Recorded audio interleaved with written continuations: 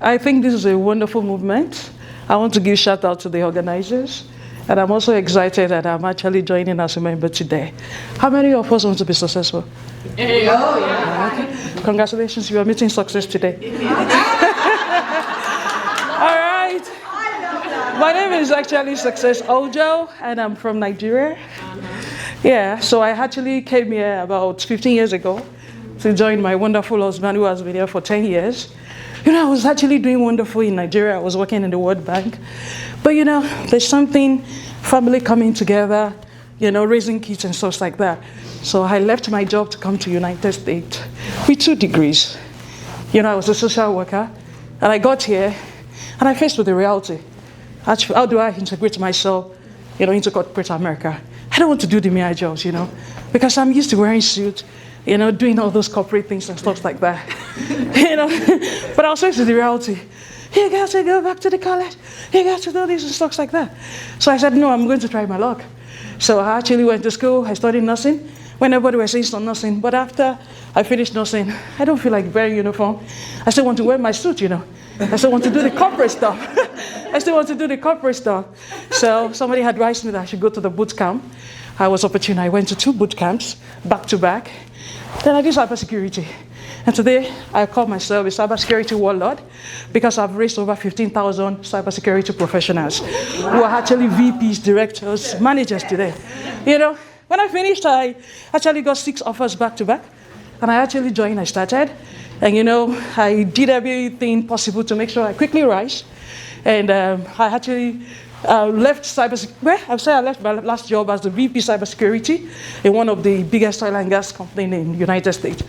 And so I started I just thought of it that I should help other immigrants, So I started Risk Tech Institute with my co-founder. And we started training just from the public libraries. I've not started, though. I'm sure you want to listen to my story. Just give me 1 more minute. So I started teaching in the public libraries. I go to church. I was really hungry to actually help people that look like me, that have the same story like me. And that's how we started Risk Tech Institute. I'm telling you, the success story went far and near. So we rented 2-room offices. And then within a year, we expanded 2 times. And we used the second floor and the 5th floor of the high-rise building we're using.